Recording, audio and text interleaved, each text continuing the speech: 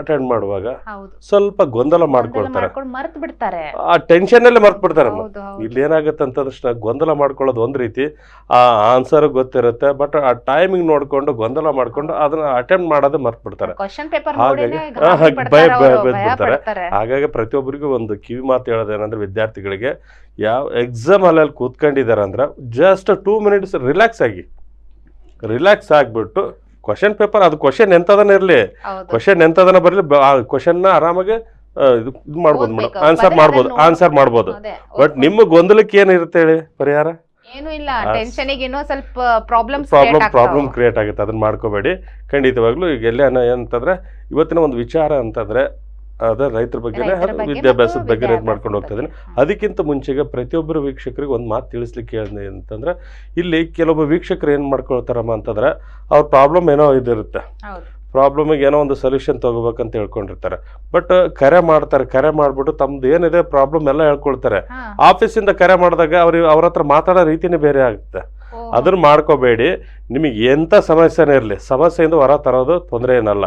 But first ನೀವು ಗೊಂದಲ ಮಾಡ್ಕೋಬೇಡಿ ಅಂತ ಹೇಳ್ತೀನಿ ನಾನು. ನಿಜ, ಈ ಥರದ್ದಿರಲ್ಲೇ ಇರುತ್ತೆ. ನಮ್ಮ ಒಂದು ಪದ್ಧತಿ ಏನಂತಂದ್ರೆ, ಒತ್ತಾಯವಾಗಿ ಯಾರಿಗೂ ನಾವು ಪರಿಹಾರ ನೀಡಲ್ಲ. ನಾವು ಅದೇ ರೀತಿ ಯಾವುದೇ ಸೇಲ್ಸ್ ಮಾಡೋದಾಗ್ಲಿ ಅಥವಾ ಮಾರಾಟ ಮಾಡೋದವ್ರಲ್ಲ. ಇಲ್ಲೇನಂತಂದ್ರೆ ಒಂದು ಆಂಜನೇಯ ಸ್ವಾಮಿ ದೇವಸ್ಥಾನ ಇದೆ, ಆ ದೇವಸ್ಥಾನ ಜೀರ್ಣೋದ್ಧಾರ ಆಗ್ಲಿ, ಆ ಒಂದು ಇದಕ್ಕೆ ವಿಚಾರಕ್ಕೋಸ್ಕರ ಪ್ರತಿಯೊಬ್ಬ ವೀಕ್ಷಕರಿಗೆ ಹೇಳಲಿಕ್ಕೆ ಬಯಸ್ತಾ ಇದೀನಿ. ಈಗ ಅದೇ ರೀತಿ ಪ್ರಾಬ್ಲಮ್ ಇರುತ್ತೆ, ಅವ್ರಿಗೆ ಸೊಲ್ಯೂಷನ್ ಬೇಕಂದ್ರೆ ಕರೆ ಬಟ್ ಅದನ್ನ ತಿಳ್ಕೊಳ್ಳಲ್ಲಮ್ಮ. ಅವ್ರಿಗೆ ಏನಂತಂದ್ರೆ ಎಲ್ರಿಗೂ ಅವ್ರಿಗೆ ಟೈಮ್ ಪಾಸ್ಗೋಸ್ಕರ ಕೆಲವೊಬ್ರು ಯಾರಿಗೂ ನಾವು ಫೋರ್ಸ್ ಮಾಡಲ್ಲಮ್ಮ. ಯಾಕಂತಂದ್ರೆ ಆಂಜನೇಯ ಸ್ವಾಮಿ ಒಂದು ಕೃಪೆ ಮಾಡಿದ್ದಾರೆ, ಅವ್ರಿಗೆ ತೆಗಬೇಕಂತಂದ್ರೆ ಅವ್ರದ್ದು ಏನಾದ್ರು ಎಲ್ಲಾ ಟೈಮ್ ಕಳೆದಾಗ ಮಾತ್ರ ಅವ್ರು ಪರಿಹಾರ ತೊಳ್ತಾರೆ. ಇಲ್ಲಿ ಹಲವಾರು ವ್ಯಕ್ತಿಗಳಿಗೆ ನಾನು ನೋಡಿದ್ದೀನಿ, ಹೇಳ್ತಿರ್ತಾರೆ, ಇಲ್ಲ ಗುರುಗಳೇ ಹಣದ ಸಮಸ್ಯೆಕ್ಕಿಂತ ಅವ್ರ ಗೊಂದಲ ಸಮಸ್ಯೆಗಳು ಬಹಳ.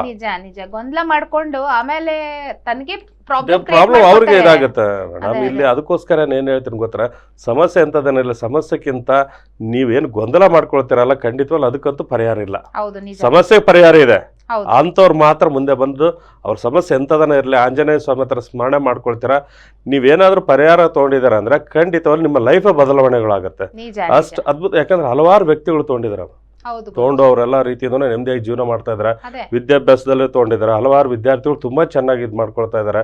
ಅದೇ ರೀತಿ ಉದ್ಯೋಗ, ಮದುವೆ ವಿಚಾರದಲ್ಲಿ, ಆರೋಗ್ಯ ವಿಚಾರದಲ್ಲಿ, ಅವ್ರು ಮಾಡ್ತಕ್ಕಂಥ ವ್ಯವಹಾರದಲ್ಲಿ, ಇವ್ ನೋಡಿ ಯಾವ್ದಾದ್ರು ಒಂದು ಕ್ಷೇತ್ರದಲ್ಲಿ ಮುಂದುವರಿಬೇಕಂತಂದ್ರೆ ಫಸ್ಟ್ ಆಂಜನೇಯ ಸ್ವಾಮಿ ಕೃಪೆ ಇರಬೇಕು. ಇದು ಬಹಳ ಮುಖ್ಯ ಮೇಡಮ್, ನಾನು ಹೇಳ್ತಾ ಇರೋದು. ಯಾಕಂದ್ರೆ ಕೆಲವ್ರು ಏನ್ ಮಾಡ್ತಾರೆ, ನಾನು ಹಾರ್ಡ್ ವರ್ಕ್ ಮಾಡ್ತಾ ಇದ್ದೀನಿ ಗುರುಗಳೇ, ಈ ತರ ಇದು ಶ್ರಮ ಪಡ್ತಾ ಇದ್ದೀನಿ, ಆದ್ರೂ ಪ್ರತಿಫಲ ಸಿಗ್ತಾ ಇಲ್ಲ ಅಂತಂದಾಗ ಅವ್ರು ಫಸ್ಟ್ ಒಂದ್ ಮಾತು ಕಿವಿ ಮಾತು ಹೇಳೋದೇನಂತಂದ್ರೆ, ಆಂಜನೇಯ ಸ್ವಾಮಿನ ಸ್ಮರಣೆ ಮಾಡ್ಕೊಳ್ಳಿಯಪ್ಪ ಅಂತ ಹೇಳ್ತೀನಿ. ಯಾಕಂದ್ರೆ ಕಲಿಯುಗದಲ್ಲಿ ಆಂಜನೇಯ ಸ್ವಾಮಿ ಕೃಪೆ ಆಯ್ತು ಅಂತಂದ್ರೆ ನೀವು ಯಾವುದೇ ಕ್ಷೇತ್ರದಲ್ಲಿ ಇರಲಿ, ಎಂಥ ಸಮಸ್ಯೆನೇ ಇರಲಿ, ಆ ಸಮಸ್ಯೆಯಿಂದ ಹೊರ ಬರ್ಬೋದು. ಅದು ಖಂಡಿತವಾಗ್ಲು ಅಂತ ಹೇಳೋದಕ್ಕೆ ಇಷ್ಟಪಡ್ತೀನಿ.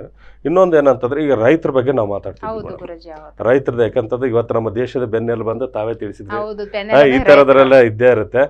ಇದಕ್ಕೋಸ್ಕರ ನೋಡಿ, ಈಗ ಮೊದಲೆಲ್ಲ ಏನ್ ಮಾಡ್ತಾ ಇದ್ರು, ರಾಸಾಯನಿಕ ಕೃಷಿ ಮಾಡ್ತಾ ಇದ್ರು. ರಾಸಾಯನಿಕ ಕೃಷಿಯಿಂದ ಸಾವಯವ ಕೃಷಿ ಬಂದಿದ್ದಾರೆ, ಅಂದ್ರೆ ಅಪ್ಗ್ರೇಡ್ ಆಗಿದ್ದಾರೆ.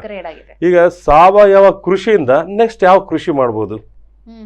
ಈಗ ಮೊದಲೆಲ್ಲ ಏನ್ ಮಾಡ್ತಾ ಇದ್ರು ಮೇಡಮ್, ಗೊಬ್ಬರ ಹಾಕ್ತಾ ಇದ್ರು, ಅದನ್ನೆಲ್ಲ ಇದು ಮಾಡ್ತಾ ಇದ್ರು, ಬೆಳೆ ಇದು ಮಾಡ್ತಾ ಇದ್ರು, ಅದಕ್ಕೆಲ್ಲ ಜೀವಕ್ಕೆ ಹಾನಿಕಾರ ಅಂತ ತಕ್ಷಣ ಎಲ್ಲರೂ ಏನ್ ಮಾಡ್ಬಿಟ್ರು, ಅದನ್ನೆಲ್ಲ ಇದು ಮಾಡ್ತಾ ಇದ್ರು, ನಿಷಿದ್ಧ ಮಾಡ್ತಾ ಬಂದ್ರು. ಈಗ ಅದೇ ರೀತಿಯಲ್ಲಿ